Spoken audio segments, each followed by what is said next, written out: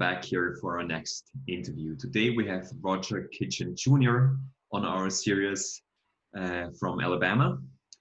He's a high performance coach for athletes as well as in business. And we're going to talk today about how you can perform at your best and how you can stay in the zone and how you can come in the zone. So, hi, Roger. How are you? I'm doing great. Thank you for having me. It's great to be on the show. Can you give us a short introduction about yourself? Sure.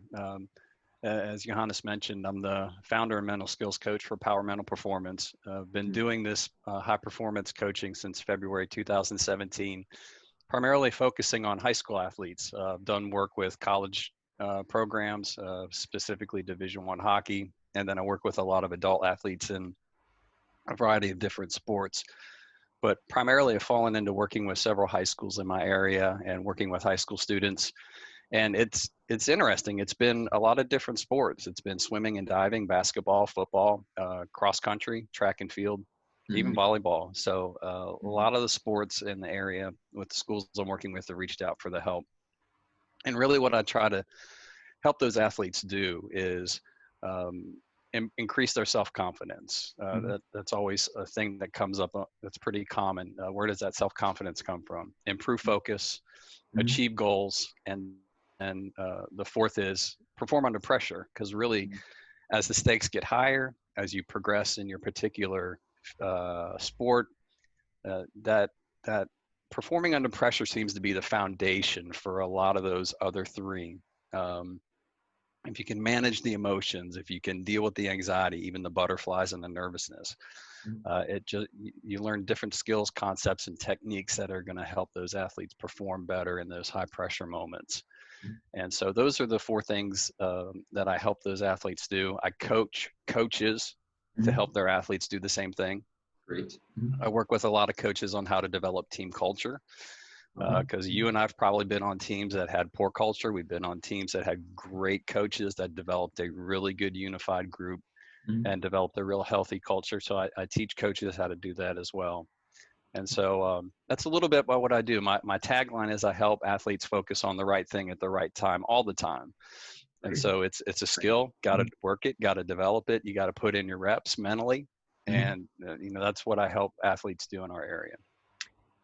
How do you build these foundation that you have been mentioning, like performing under stress? How you can build that as an athlete? It's interesting. It's a skill just like fencing. There's certain things that you have to work on day in, day out. Think about basketball. If you want to get better at free throws, you have to practice your free throws every day. If you're a quarterback in football, you've got to run the routes and pass and do the skills. So mentally, it's the same thing. There are lots of different concepts and things that you can do, like visualization, like breathing. And there are things that you can do on a daily basis that help you develop that mental skill so that when you get into that particular situation, it's that mental muscle memory comes back and it helps you perform in those moments. So things like that I'll teach an athlete. Another huge one is self-talk, having that positive self-talk. So learning how to use that day in, day out. I've got a methodology I call MVP. It's mindfulness, visualization, and positive self-talk. So it's the MVP process. And then I break that down in detail for the athletes so that they can have a systematic way of walking through that. And it takes 5-10 minutes a day to work on it. And then when you get into your practices with whatever sport, that's when you practice it again. And then I teach the coaches the concept so that they can reinforce it within their teams. Oh, wow. That's so important, right? Because the coaches are normally there and they basically have to guide their athletes in some way. Right. To keep them on the track. And what do you think? How do you get as an athlete in the zone? I mean, this, basically as a fencer, as an athlete, you always want to get in the zone, right? And that's where magic happens as an athlete. Right. So what do you think? How can we as a fencer or as another athlete, it's basically most likely the same for you, that you use the same concepts in different sports. Yeah. How do you get in the zone as a fencer or as an athlete? So I'll take you through the fencing. So we'll use your sport. So the zone is really a combination of two things. It's what you can control and then Mhm. what you focus on. Right. So I do like a team exercise where I'll break a team up into groups and Mhm. just get some flip chart paper, put a line right down the middle. On one side, I say, tell me everything that you can control in fencing. Mhm. On the other list, tell me everything you can't control in Mhm. fencing. Mhm. And you get the athletes to write all their, their controllables and uncontrollables. Mhm. So you tell me as a fencer, what's something that you can control?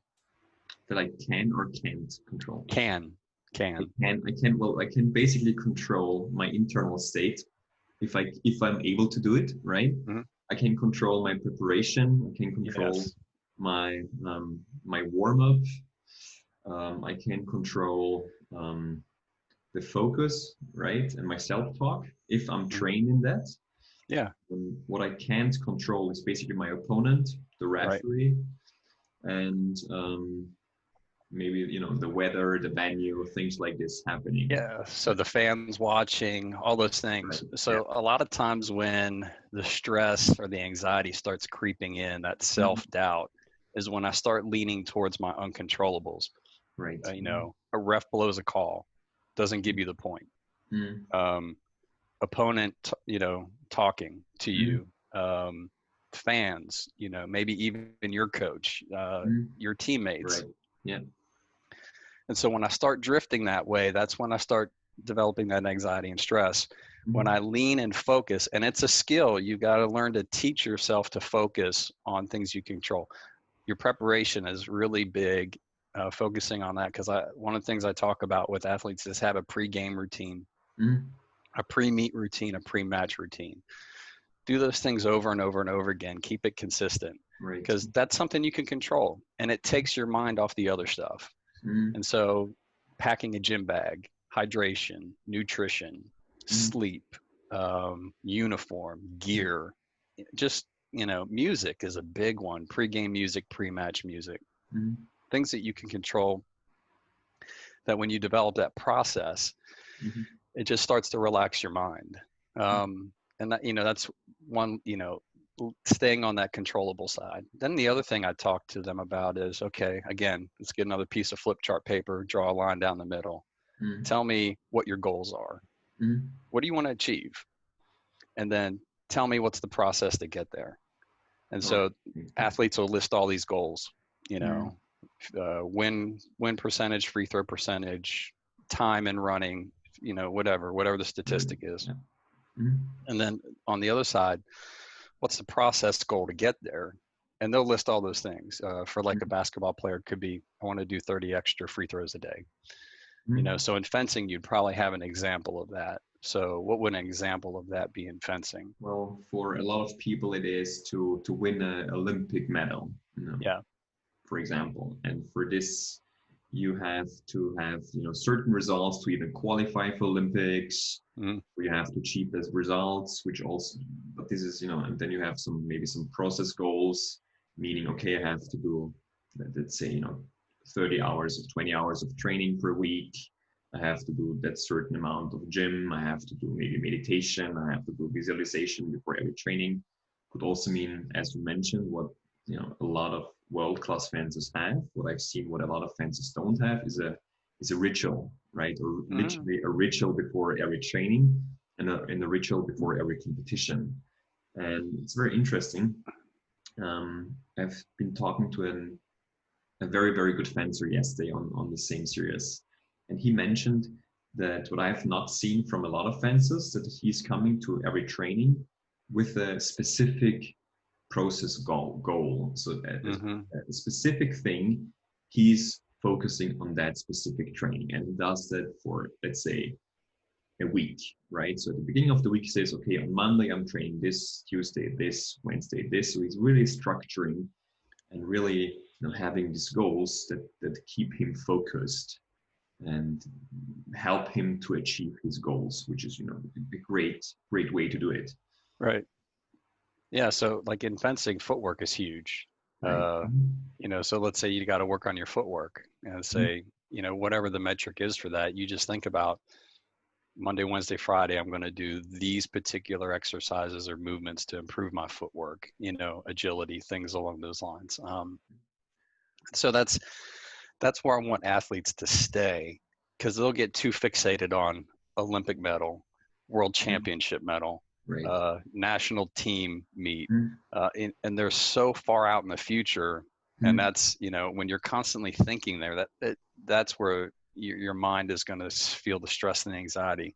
Mm. When you really take it, and the best athletes take it down to even just practice, and then they break it down like, I'm going to do this in this hour of practice, and this in this hour of practice, and this, and when they get it there, that's where the gold is. And so when they focus on the process, so getting back to your question, how do you get in the zone? You can't magically snap and get there. No.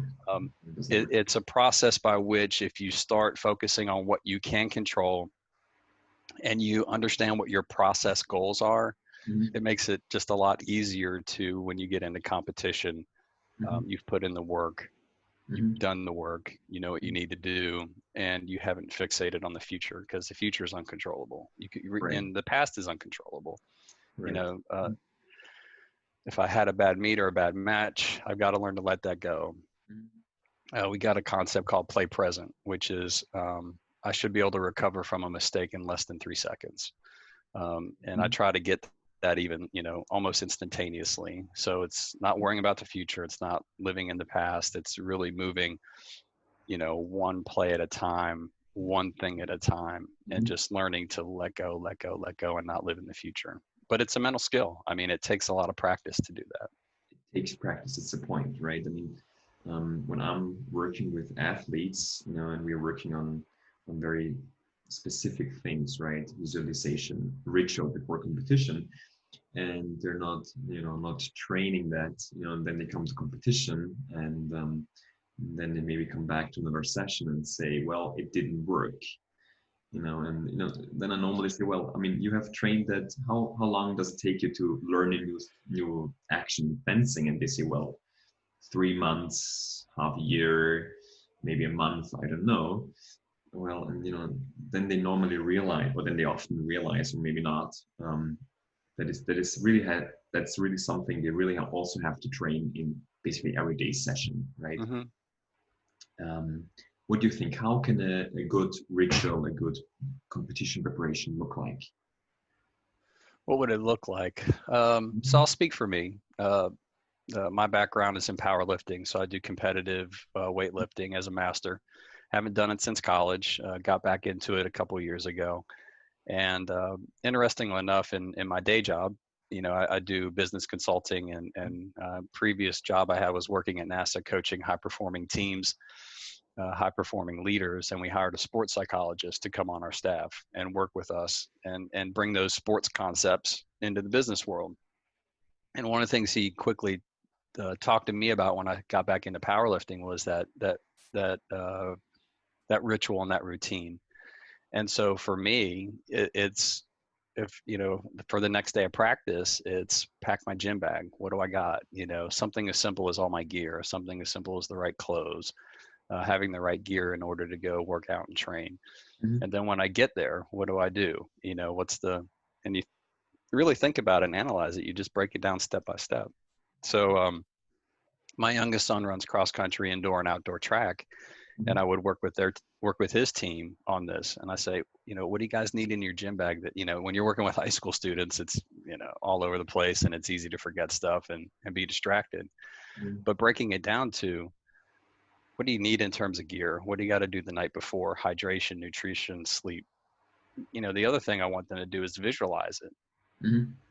Visualize what you guys have to do for a practice, visualize what you have to do for a meet, so visually, mentally walk yourself through the ebbs and flows of that meet, when you got to sign in, when you got to warm up, when you got to get ready for your event, what heat are you in, what lane are you in, and just mentally and visually, as if you're living it, daydream, there's all kinds of words you can throw in there: daydream, visualize, imagine, look at yourself on a human highlight reel, and walk through those things. So there's the physical part, which is get your gear. make sure you get enough rest, hydration, sleep. But then there's the mental part, which is visualize yourself doing what you want to do. Visualize yourself having success. Visualize yourself competing at a high level the night before, a week before, 2 weeks before, building in those repetition, what I call mental reps. And that helps quite a bit. Hello everyone, my name is Johannes Puschanik. I'm the president of the International Social Skills Academy. With the High Performance Mindset Power Program, we designed something specially for fencers. In this 8-week program, we will show you how you can have better results, how you can achieve your goals, and how can mental performance lead you to success. Please take a look. We are very happy to host you in our 8-week program. And now let's continue with the show. You have been mentioning that you brought the concepts that you used, the same concepts that you basically use to work with athletes, also in the business concepts, in the business context. Do you think that if you learn them or if you require them as an athlete, it helps you also in your future career? Oh yeah. So, the biggest thing is it seems like that controllable, uncontrollable discussion always comes up in business, because I'll find a lot of leaders and managers and they will obsess over things they can't control. So the particular NASA organization I work for, they provide support and operations to International Space Station. And so we worked with a team that was supporting the International Space Station, and I started having this discussion about controllables, uncontrollables. And like this one lady's, her eyes got big. She goes, "Now I know my problem." I'm like, "Well, what's that?" She goes, "I was so worried about stuff I couldn't control. If I just take care of my business and what I need to do, it just makes my job easier." And so that's been a very easy conversation to have with leaders, but it's also been eye-opening. And then breaking down the process goals and the results, breaking those apart. You've got a big project that you have to accomplish in business, but what are those little steps that lead up to accomplishing that big goal, and just focusing on that and getting people's mind to go there in the business world has been really big. And then really what's come here in the States, it's really starting to get a lot of traction, is the mindfulness at work, the meditation, the breathing, the relaxation techniques. Incorporating, businesses are starting to really embrace that because they see how important it is for stress management, and they're starting to teach a lot more resilience concepts, for employees learning how to deal with the anxiety and adversity, stress of their work. Great. I've told you before, when I was in Stanford, I also had a lecture of a venture capitalist, and he was an ex athlete as well. I'm not sure which sport it was. And he told me that what he really implemented in his business is this: as an athlete, okay, you lose, and then you go back to the drawing board, and you say, okay, what was good? Yeah. What could I have done differently? Then you go back to the drawing board, and then you try, this new thing out. And if that works, fine. And if not, you go back, like we as athletes do. And he told me that this was maybe the most important thing that he learned from sport, and that really helped him, to create his company and to build up the company. And it was very, very interesting to hear, because that's what what we learn as an athlete. You lose another match, you win, great. You lose, okay. You have to look what was good, what was bad, and continue, right? Yeah. So when I try to, with an athlete, I try to get them to do that self-assessment on their controllables. Right. So it is important to do the self-assessment. So that athlete in basketball, being an example, could have scored 20 points, but really, how was their focus? How was their self-talk? How were those things in terms of, overcoming a mistake and recovering from that? Did they play present, in that moment? And, getting back to that process, it's like, let's do our self-analysis on the process and those things that I can control. because at the end of the day, that's where the dividends pay off, and that'll eventually come. Right. Yeah, we can, I had a swim dive coach that took it one step further. So we said controllables for the swimming diving team were obviously focus. Obviously my effort, I can control how much effort I put into it. Right. Yeah. And then my attitude, that's a controllable for athletes as well. But then she added one more. She said technique, because technique's really important. As a fencer, technique's important. And so they felt that was a controllable for them, and that's fine. And so it's an easy self-analysis at the end of the day. It spells FEAT, F-E-A-T, focus, effort, attitude, and technique. And so that's where their self-analysis came from. After the meet, where were we at on these four? Not so much worried about the result and the time. Look, athletes love to PR, in certain sports. They would like to get that personal record. That my sport is filled with that, in powerlifting, squat, bench, and deadlift records, and it's easy to chase a record and a number. But when you stay focused on that focus and that effort and that attitude and that technique, and that's where the self-analysis comes, it makes competing so much easier. Right. I mean, what comes in fencing, what I see a lot is that basically there is we have pools, and after the pools there is a ranking, and then you get your based on your results from pool, you get a specific opponent, that should be, that basically coming from the results of the pool. And of course, there's often, I see an internal change in athletes, saying, "Oh my God, why exactly I get this opponent?" I mean, this is something you cannot manage, right? The only thing you can manage is basically how you react in that. From one of my mentors, I always heard, Johannes, the problem is never the problem, it's the state with which you enter the problem, basically, right? And I mean, I feel it so often myself. It depends so much on how I go in the match. If I say, okay, this will be a hard match, well, the confirmation bias, comes in and gives me a hard match no matter what, So everything in the environment starts validating what you think. Right. Oh yeah, that's hard. Right. Yeah, And I got that ref. Oh boy, again. Right, yeah. Or even if I go to the gym and I say to myself, I mean, wow, that will be a rough, hard gym session. Now, well, of course it will be, right? It makes so much difference if I say, okay, today I'm trying to challenge myself and I try to get a new personal record, as I mentioned before. Yeah. So one of the things that a lot of people, about 80% of the, when you think about a percentage, what percentage of any sport, even fencing, is mental? What would you think? Well, I had the same discussion with a psychotherapist, like sport psychologist some days ago, and he mentioned fencing is something between 80 to, let's say, 50%. It depends on the range what people say, but let's say at least 50% mental.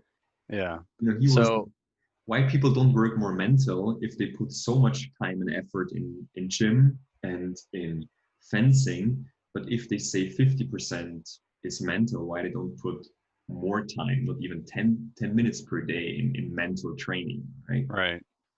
Yeah. So most people I ask that question to will say 80-90% of my sport's mental. It's pretty high. Right. And so with that being said, about 80% of the time, you may not feel 100% because it's a grind. The training's hard, the schedule's hard. And so a lot of times people want to feel great all the time when they train. People want to feel great even when they compete. And what the one thing that I really try to get through to people is, even though you don't feel great, you can still perform great. And that goes back to the self-talk you're saying. And there's a lot, look, powerlifting's, the training's brutal, and it's hard. And there's days you kind of limp out of the gym, and the workouts are hard. But I mean, if I had $1 for every time I said I can perform great even though I don't feel great, I'd be a rich man, just because that's just the self-talk you have, and that's where you walk yourself through those tough moments. But you've got to have those little mantras, those little sayings that you can rely on. Right. that are triggers and keys to mentally keep you in the present and to Mhm. realize that what's standing in front of you is not as big as you think it is. Mhm. Right. Well, Roger, thank you for your time. My You know, pleasure. I would like to discuss with you for hours, but I don't want to take too much of your time. And I think most important um, things have been said. How can people reach out to you if they want to work with you? You know, from US or maybe also online from other. Yeah, Uh, so I do a lot of virtual work. So great. if somebody has a Facebook account, I'm on Mhm. Facebook at Power Mental Performance. Mhm. I'm also on Instagram, Roger Kitchen Jr., so you can reach out via social media. Um, and so those are two easy ways for people to reach out to me. And then from there, we can set up times to work virtually, either through Zoom or another social FaceTime, things along those lines. If people are in the U.S., my phone number is 256-698-6389. So Mhm. people can call or text me and get a hold of me. If you're outside the U.S., just put a 1 in front of it and you'll still get a hold of me. So Mhm. yeah, I'm easily accessible. Right, exactly. And guys, if you also know maybe like, other sports, I mean, you have been working with so many different sports. So if you know somebody who, is interested in working with you, maybe from basketball, you said you're working a lot with, cross Hmm. country, swimming, you've been working with, diving. We will happily forward you the contact details of Roger. That'd be great. Yeah, I'd love to do it. Easy to do virtually, and so yeah, it'd be a pleasure. Appreciate your time today, Johannes. Thank you for reaching out. Thank you for having us, and thank you for sharing your knowledge with us. It was very interesting. And Good. yeah, thank you for the interview. Yep, you got it. All the best. All right. Thank you. Take care.